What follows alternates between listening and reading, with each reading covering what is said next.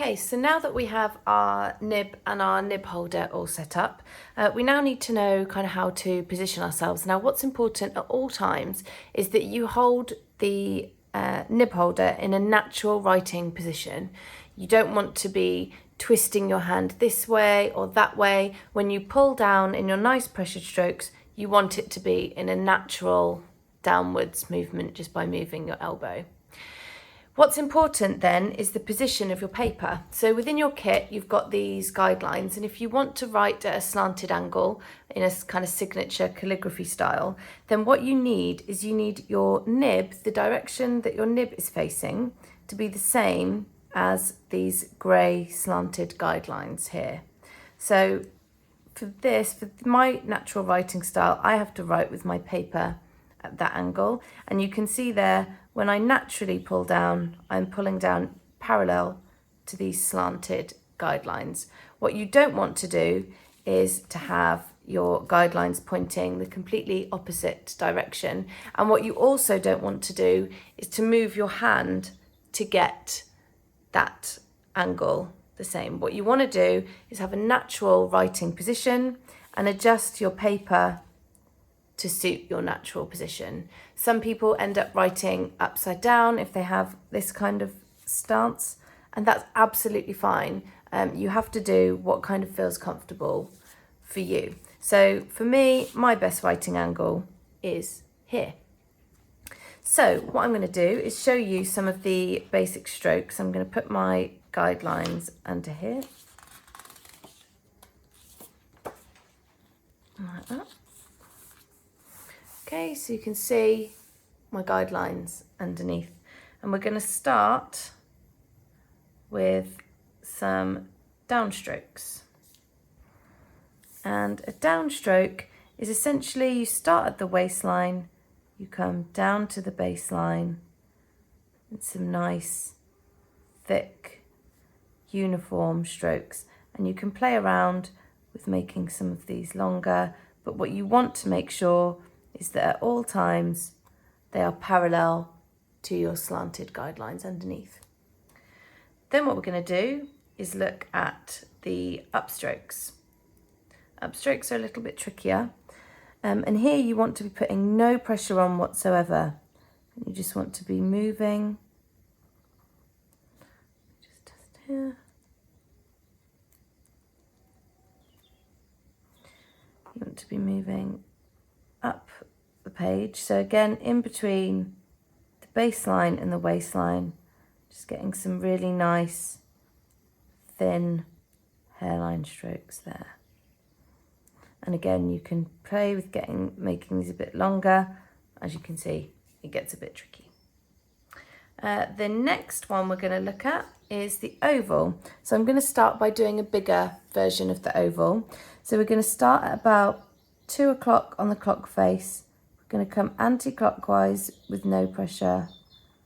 Pressure on the left, and then come up to meet. And I didn't get a very good flow going on there. So we're going to come round with no pressure, down with pressure, and back up to meet there.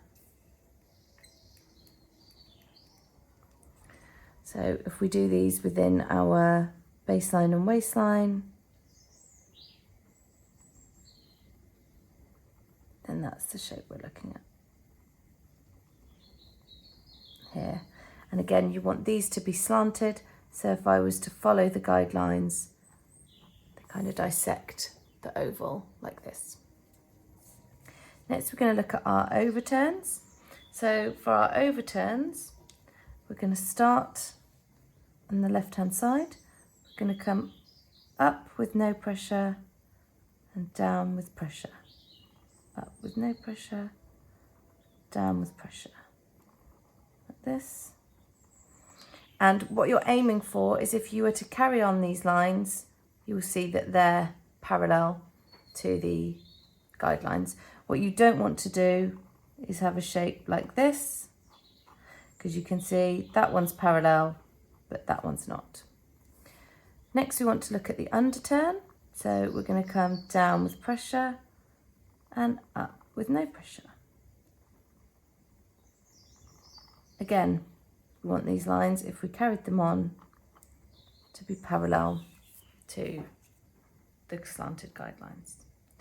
When we put those together, we have a compound curve. So we're going to come up with no pressure, down with pressure, and up with no pressure.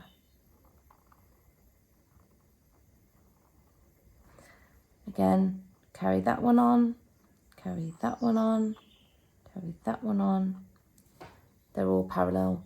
The temptation here is to come up parallel and then to come straight and do almost like an N shape. But you can see that then if I carry on this line, that is not parallel to the guidelines. So make sure you get them all parallel. Next, we're going to look at an ascender loop. So an ascender loop, we start here at the waistline. We're going to come up anti-clockwise. I need to dip again. We're going to come up anti-clockwise and then pull down to the baseline. Go round up to the ascender line and down.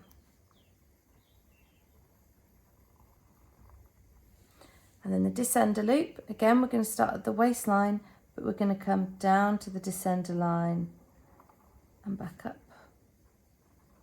It's good for making nice J's.